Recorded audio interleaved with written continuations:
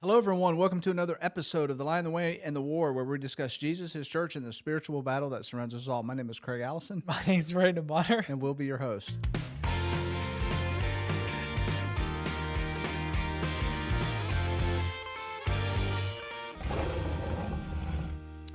All right, welcome back. And so today we're going to be talking a little bit about social media and how social media could be impacting our spiritual life, the formation of our soul. So I've got 6 different talking points, Brandon, that I wanted to talk about. And I think it was last week, maybe. I just sometimes give you stuff, and you've never seen it before. Yep. So I'm always interested to. Today's one of those days. Today's one of those days to see how it goes and what your thoughts are on it. And we're in a series of just talking about basically our entertainment. We've talked about different movies and performers and that kind of thing, and so this naturally flows into this topic of social media. And I feel like I beat social media to death, but I don't think that I talk about it enough, actually, because it is such a pervasive thing in our world today. And here's the scary thing. It's not going away anytime soon, and I think it's only going to continue to grow, especially with the development of AI and its rapid improvements and just everything that technology is to us today and where that's headed. So the first topic or talking point that comes to mind is whether or not God's word or our social media is shaping us more. And so I wanted to discuss how the constant exposure to social media, how it forms or shapes our desires, shapes our identity, our fears, just, all of that stuff goes in, who we are, personality even, our attitudes, how we interact with our family members. I think a lot of times is a hidden thing in social media that you may be scrolling through stuff and the algorithms have they know what you're wanting to see or maybe not wanting to see. And, it puts you in a bad mood or something. And so it ends up affecting, how you relate to your wife at the end of the day or whatever. Right. So what are your knee-jerk reactions to that? Yeah, I think we talked about this a couple weeks ago, or maybe it was last week. I can't exactly remember. But, we talked about how much the things that we consume shape us. And so I think social media is no different. Like the content that we're consuming is going to shape our thoughts and have influence over us, whether we intend to or not. Both good and bad things on social media is going to have influence over us. So I think, step one's awareness, like how much is social media shaping me? And I think the first thing that we have to think about is how much time am I dedicating to social media? Kind of a newer trend that came out of COVID was doom scrolling. Yeah. Just constant scrolling, like TikTok, I think is kind of amplified that a lot because it's just video, scroll up, Right. video. So you can spend hours and hours and hours and hours just spending time on various social media platforms. And it's built, let's not forget, it's built to engage you. Sure. It's built to attract you and make you want to stay on the platform. That's how they make money and draw in revenue. And so I think awareness is step one, like how much time. And there's, obviously we all know about screen time and tools on our devices that can help us monitor that. But just a self-awareness, I think, is step one of, how much time am I spending on social media? Maybe the stuff on social media I'm consuming is not inherently bad. Maybe it's good stuff. But still, any time that you dedicate a significant portion of your time to consuming any sort of media, social media, movies, music, anything in between, it's going to have a pretty significant influence on you. And you have to think about, what do you want to influence you? Do you want it to be social media, the content that you see out there, your algorithms, or do you want it to be something more eternal? Yeah. I'm in the process, whether or not I ever get it published, I'm in the process of doing research, writing a book about social media specifically, primarily influenced by another book that I read called The Opt Out Family by Erin Lochner. And was a she had a massive following on social media. Her husband worked in Silicon Valley, and she was seeing some real concerning things. And so basically, she got rid of all of it. She walked away from a massive amount of followers and all of that kind of stuff to write this book. And basically, she had to reprogram her entire family for that. And so I'm kind of piggybacking off of some of the work that she did. And in my research, I have found some really insidious things that I don't know if I've mentioned on this program before. But you talked about the doom scrolling and how that became a thing during COVID. So there's internal documents that I uncovered with, in particular, Instagram, but there's others that I'm not going to disclose at this point because I can't. But there are internal documents that the public can go and look at, and they hired a team of people, experts in their fields, to create. And I'm struggling the word, but it's basically the interaction between human and machine, so your cell phone. And the whole refresh motions, like when you pull down and let up and you get that little chirp, the documents that are there talk about how the slot machines in Las Vegas wire our brains and release dopamine. When you pull down the slot, even so much as the motion, the feel, the sound, all of that is to keep you engaged, to keep pulling that slot down over and over again. And I was blown away when I discovered that the people who are designing the algorithms, who are designing the interface between us and our technology is designed around the same thing that the people in Las Vegas and the slot machines and the whole gambling world is wired. Is you pull down that refresh and you get that little chirp and it beeps back up. It's designed after the slot machines. So there's real thought behind this stuff, and it's not good. It's insidious, and it pulls us in. Yeah. I mean, I haven't heard that before. That's not surprising, or I think our devices, technology, has always been from the first computers to make us more efficient, more effective. And you think about the introduction of the smartphone, like it's all for information access and making life easier and more simple. And so when you think about social media, it's about bridging connection and, introducing folks to each other or staying connected. Mm-hmm. And then you start to get kind of this new age of, content creators and content creation, and the platform makers want you to go to their platforms and stay on their platforms so they can generate. I mean, it's all money. It's right? about money. Revenue, right? So it's not super surprising that there's psychological things that are built in that we may not even recognize into social media that is going to draw us towards it.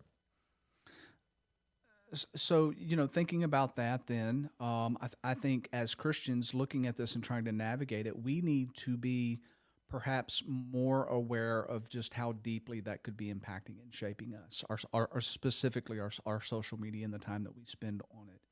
And so I think the question comes then, how much time are we actually spending doing godly things versus how much time are we spending in our social media universe? And that can be a very personal thing, but I think as Christians, not running from this, but rather looking at it in a realistic picture and asking yourself those tough questions. Do I dedicate more time scrolling on social media on things that may not be, they're not bad or anything. It's just a lot of time dedicated to something that in the scheme of things doesn't really draw you any closer to God. Yep. And so I think that for me, that's the takeaway. Do you have a different takeaway? No, I mean, I think that's definitely the emphasis of what we should be thinking about is how much time are we committing to social media. And I don't think that we should. I think there's a lot of good things that can come and sometimes do come from social media. So I'm not of the camp necessarily of like delete it all, even though I've done that, but delete it all and don't use social media at all, I think there are good things that come from it. We think about connections and outreach, and I mean, what we're doing right now would not exist Right. if it wasn't for social media. So, And that's the irony in this. I'm going to post this to social media. right. And I've thought about that. And for me, though, so from content creator, you mentioned content creators, and not everybody is, but we're in this weird world where it seems like everybody wants to get that post that becomes viral or get recognized or have some sort of recognition. And because we've had for the last, I don't know how many years, a platform that enables people to do that. That's become kind of the standard in the social media world. All the college students I talked to, they literally thought that, becoming TikTok famous or becoming Instagram, having, thousands and thousands of followers on Instagram, that was actually a thing, that was something that they desired to have happen. And there was an actual feeling of like it's wrong, or there's something wrong with you if you are not well known. And as far as, wait, you mean, how many followers do you have? Only 100? Wait, and so there's this almost like a sin of obscurity, where we live in a society today where there's something wrong with you if you're caught in this realm of obscurity where nobody knows who you are. And that definitely has translated over into everything. I mean, I look at it even from a spiritual standpoint, where it seems like, different speakers and evangelists and stuff need to have this platform where they have some type of notoriety. So it's a thing that I'm really concerned about, that it's captured that piece of our humanity, our ego, our pride. Years ago, I read there's a lot of people that will be familiar with Nicholas Sparks. He's an author. Lots of his books have been turned into movies. It's like one of these kind of romantic writer kind of guys. And he writes in the acknowledgement section of, I think, one of his first few books, it could be The Notebook, to his agent, who, her name was Teresa, it still is, she's still alive, Teresa Parks, and he says, "Thank you for plucking me from obscurity," as if that's a bad thing. And that's where we're at with this whole stuff is, it's not cool to be obscure. You got to be somebody.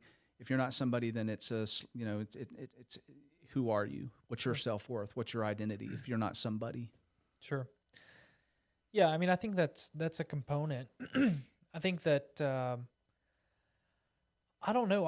And maybe this is a personal thing, and some of the peers, I've never felt that pressure, or I've never picked up that my peers feel like my generation feels the need to get famous on social media.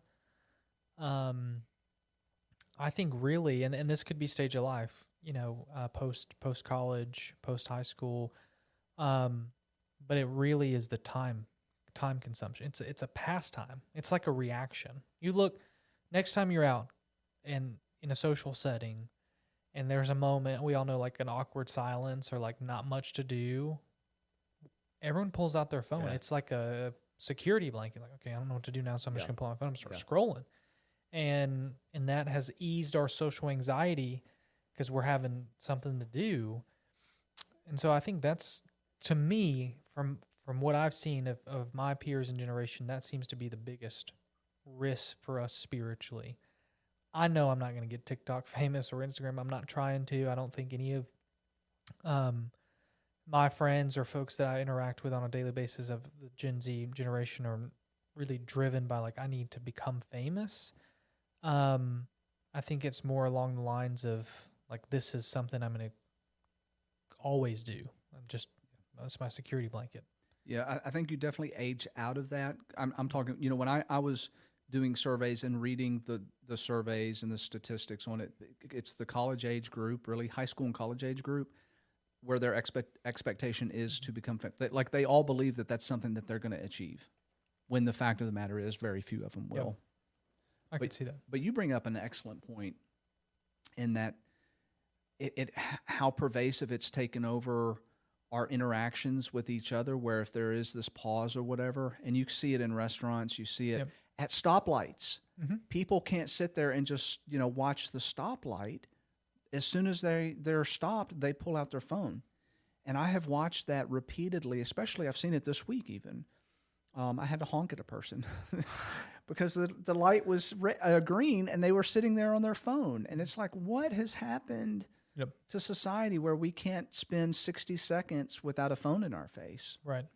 Yeah, I mean that's a big issue. It's kind of ironic. Like social media was, I think, originally designed for us to be more socially connected, and in Right. some ways, it's actually made us less socially connected because in physical interactions, we default to, okay, I don't know what to talk about now. You're out to dinner with your wife, someone you should have plenty to talk about with and know very well, and next thing you know, you're scrolling on your phone because that's maybe, I don't know, your default. What do I do now that the conversation's over? I don't know. It is interesting how we have defaulted to using this in social settings. An interesting observation. My wife and I, this is going back a few months. We were at, what's that steak place? It's not Logan's. Texas Roadhouse? Texas Roadhouse. Thank you. We were at a Texas Roadhouse, and I'm not going to say that neither one of us don't pull out our phones like as we're sitting there and waiting for our order to come through. I mean, most of the time we're talking, but sometimes we do. But I noticed that the elderly folks in the restaurant, for the most part, were sitting there in silence, but they didn't have their phone. Like they were okay to sit in silence and just be in the presence of one another. But everybody else, they had their phones out. Families, kids, all of them. And one of the things that, this is stupid, I know it's stupid, but one of the crazy things, because coming from a safety background, we had to measure noise levels. And so I was always kind of curious to know like what the noise level in restaurants would measure today on a decibel reading versus what they did before phones became a thing. Because I remember restaurants being way more noisy than what they are today. And I don't know, that's just a little side tangent. So I feel like Texas Roadhouse is the loudest restaurant. it is loud. So there's maybe there's definitely caveats to that for sure. All right, a third thing that I've got here is basically talking about comparison culture and identity insecurity. So social media, it often fuels envy, and it fuels insecurity, and there's this performance-based worth. And so the question I've got is what's really at work here? What's really going on? Yeah, I think this one maybe is more relevant to maybe my peers, Gen Z, but post graduation, is the risk when we're on social media and we're gauging. Again, maybe nothing's wrong with the content, but you're seeing these folks that are going on these extravagant trips and living in these extravagant homes and having these nice things, and you're like, man, that's where I'm supposed to be at. I'm the same age as them, and look at the life that they're living. And so I definitely think the habit to compare ourselves and kind of performance-based worth, like, am I ahead or am I behind? I've heard that a lot recently. Like, I feel like I'm behind, or I need to get ahead, or I'm behind all my peers. Like, our reference is so skewed because, again, social media, if you're posting content on social media, you're going to post the good content. Like, if you're a married couple, you're not going to post you guys duking it out or have, through the rough times, right?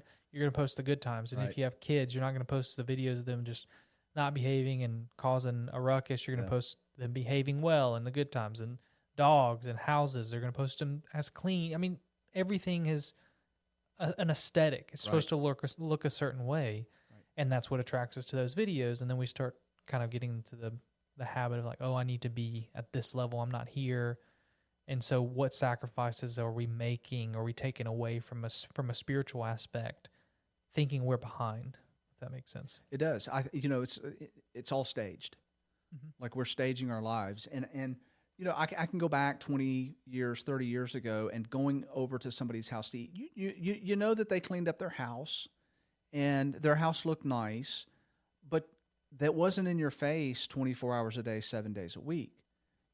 Where now I can take that same couple, but they're posting stuff, and it presents this stage picture of, wow, man, their life is always so put together and mine's not. Right. What does that say about me? Mm-hmm. Galatians 1:10, talks about whose approval are we seeking? Are we seeking man's approval or God's approval? And I know, and if there's women listening, they're like, of course I'm going to clean my house before guests come over. That's not really what I'm talking about, because you put your Sure. best foot forward. You want your house to not be a disaster when people come. But if it's an all pervasive kind of thing, which I'm saying that today with social media, it kind of has become that thing, we're in some not too great territory, because we're, I think, then leaning towards seeking people's approval rather than God's approval. Right. Yeah, and I don't know where this has come from, this sense of insecurity of like, this is where I should be by this age. And I think probably what you're going to see a little bit from my generation is things are expensive. It's hard to acquire assets. Homes, they're expensive. Everything's really pricey. Yeah. We can talk about the affordability crisis. I think that is probably going to play a pretty significant role when we think about social media and in comparison culture being a pretty big risk for our spiritual health, right? Like constantly comparing yourself of this is where I should be, so I'm going to work late, go to work early, sacrifice time with my family, not study scripture because I need to try to get ahead. And what are we sacrificing? Maybe from a giving standpoint, I don't need to give this much because I need to get ahead. And then when I get to this point, I'll give more. There's so many spiritual implications, I think, that can result from, quote unquote, the affordability crisis, my generation, and then social media putting folks around the same age that you don't know the full backstory and how they've acquired these things, and then you kind of get in this bad habit of comparing yourself. Yep. And also, you're going to have those outliers too. Like Right. to your point, I mean, they could have, had a huge inheritance or whatever. Right. I don't know who said it. Comparison is the thief of joy. Mm-hmm. Man, it is so true. So true. Because when we start comparing ourselves to others, it's just like, what are you actually trying to do? And why does that even matter? Like, you do the best that you can, and that's all that should matter. You work to please God and not man. That's all that should matter. Who cares who's got more stuff? Because it's, you're not taking it with you when you die.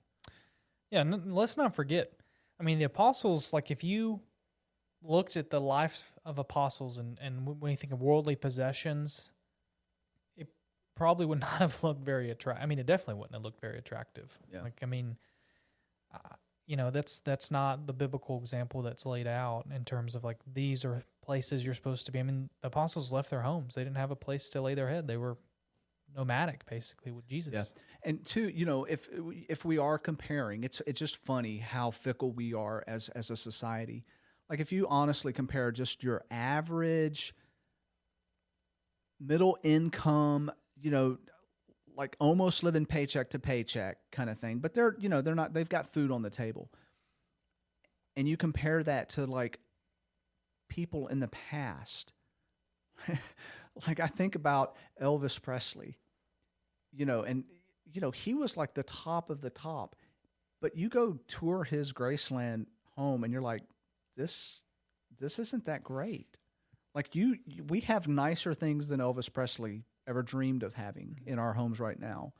And you could even compare that to like royalty back, you go back ways. I mean, just indoor plumbing, like is such a luxury compared to how kings and queens lived back in the day, where it's just like, it's insane how much stuff we have today, how luxurious we actually live. You've been on enough mission trips with me to understand this probably better than some who've never traveled out of the country.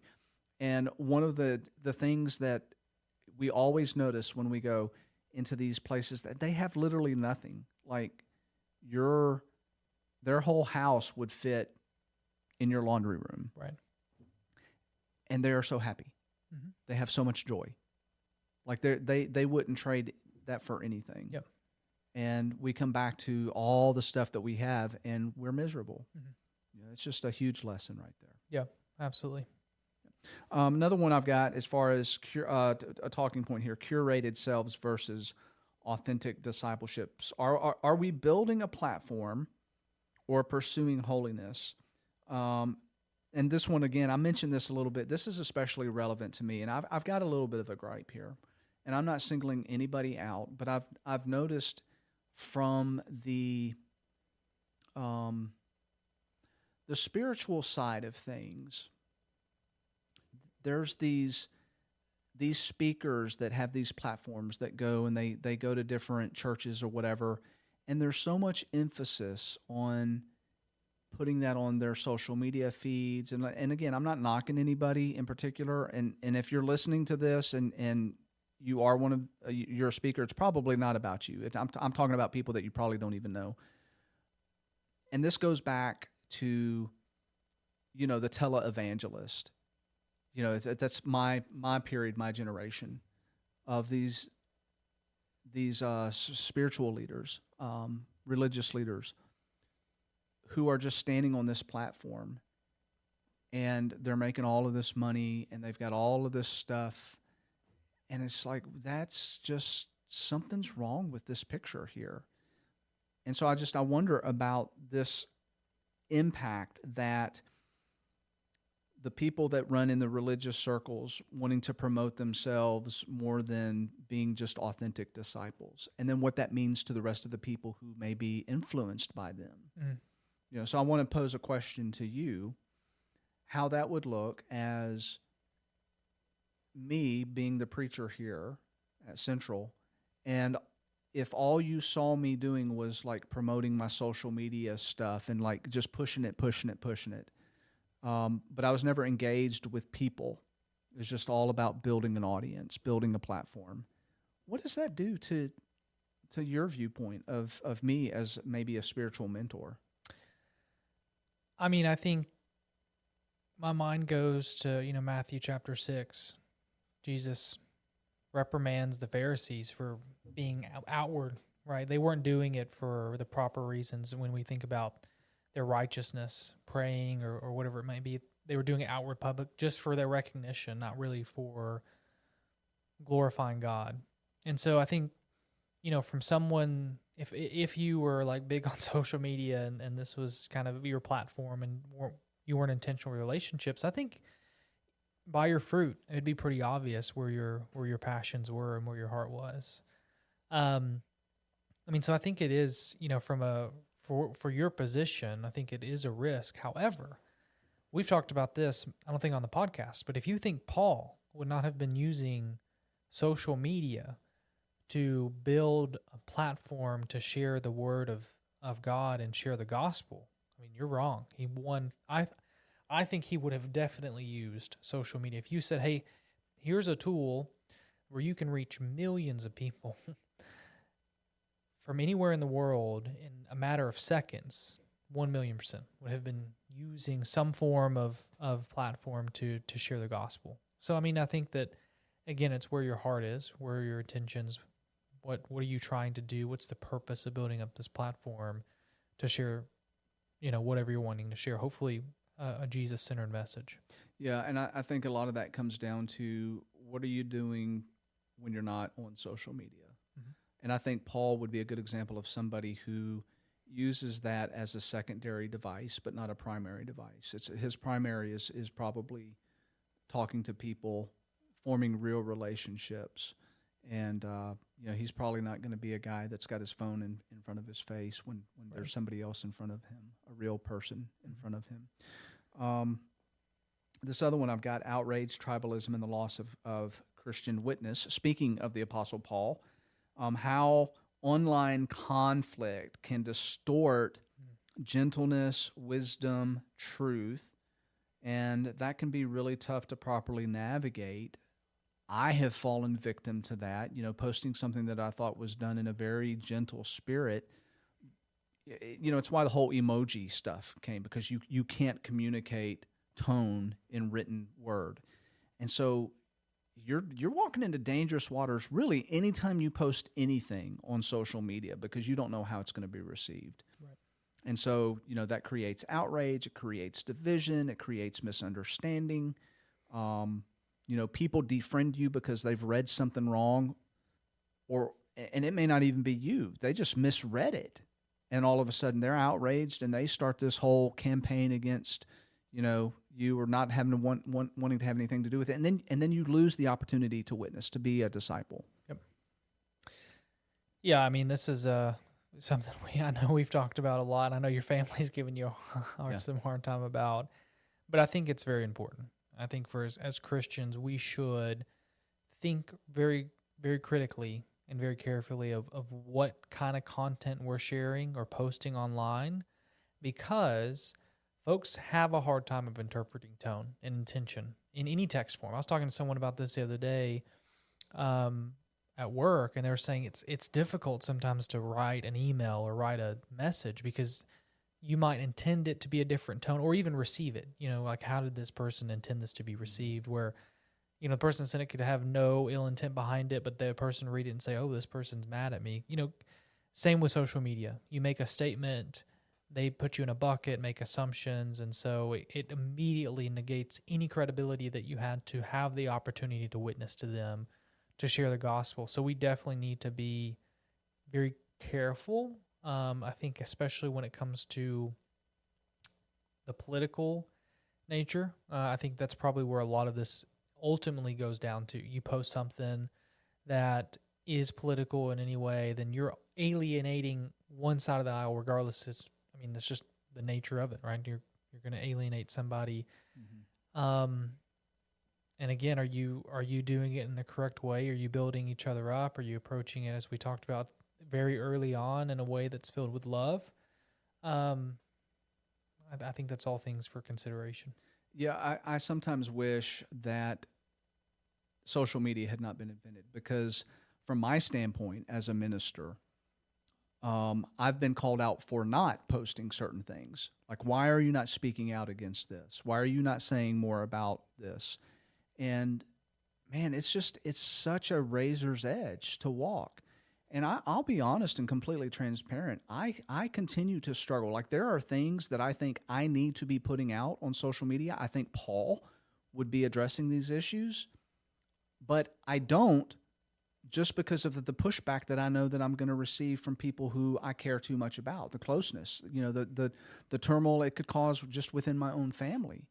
And so it's a real struggle. And honestly, I just get mad that social media exists sometimes because of all of that kind of stuff that comes forward. So I know that if I don't post, I'm going to have people that are going to be hugely disappointed. And I've gotten some pretty strongly worded emails because I haven't posted about stuff. And then if I do post about it, I get, the other side of that too. So right. It's just such a quagmire. Mm-hmm. And I can't help but think that Satan has not had his hands in pushing this along, because he knew that it would create more chaos, more division, even though, there's great things that can come from it. It can be used as a great evangelistic tool. There's a whole lot of other stuff that comes with that. It's definitely a mixed load. Well, and I think that with social media, my approach has always been, this is a tool for information sharing, information gathering, and connection, but it's not a tool for persuasion. I don't think it's an effective tool for persuasion. I'm not going to persuade you to think a different way by posting on my social media or taking a stance on something. But I'm going to be most effective in persuasion, if you want to use that, or trying to get a message across or get you to understand my viewpoint, probably in an in-person engagement, because there's so much nonverbal communication that you lose through posting on social media, taking a stance. So that's always been my approach. I'm not saying that's the right approach, but I think it's a great tool to gather. Well, I won't say great. It can be a good tool for gathering information and sharing information. It can be a good tool for connecting and rekindling old relationships. But I don't know if it's a great tool for, hey, here's my standpoint, here's what I believe, and you should believe it as well. It's quite ineffective, I think, actually, at that. Yeah, and I'm trying not to be too cynical about it. Because the last point here, can social media be redeemed for kingdom purposes? I know there's good stuff that comes from that, but I see even amongst the Christian platforms on social media, the different groups that are established, that people will post things on there, and I go and I read the comments, and there's just so much bickering and divisiveness, even in a Christian public group that that people can come in. It's just like where does this end? And I just really struggle with staying positive about it. And I don't necessarily want that to be people's takeaway on this, but I think that we do need to be thinking really a lot more than what we probably are thinking about this, because I think it's extremely nuanced. I think there's a whole lot of tentacles here that are reaching into areas that we may not be realizing. And my example that I just told you is one of those things where it's like, I lose either way. I'm not posting things, and I get a lot of feedback for not speaking out on certain things. And if I do speak out, I know I'm going to get, so it's tough. Yeah, it really is. It's created a weird culture that there's this feeling that I have to take a stance publicly on my social media platform because that's going to sway people to understand my viewpoint. Well, Brandon, to your point, you mentioned the Apostle Paul. Right. You believe that he would be using that, and I don't disagree with you on that, but I think that it's a very complicated thing. Right. So. Yep. Well, and I think really, take away from this when I think about social media, and something we've talked a lot about is self-awareness. I think is step one. Like, how am I using social media? How often am I using social media? What is the influence that social media might have on me from a spiritual, mental standpoint? So I think those are super important things to think about when we're thinking about social media. Yeah, good closing thoughts. We're out of time, folks, but thank you for joining us for this episode. This has been a great discussion. Didn't answer really any questions. We just brought some stuff, I think, to the attention of folks to think about. Shout out to our sponsor, Ministry League. You can see their app there. Great. Also, Central Church of Christ, who provides this room for us, and we've got another podcast that operates out of this studio after Sunday, Digging Deeper. Would encourage you to listen into that. Until our next episode, The Line, the Way, and the War, be kind to one another, love one another, and remember, the Creator of the universe loves you so much that He gave up His only Son for you. Have a blessed day.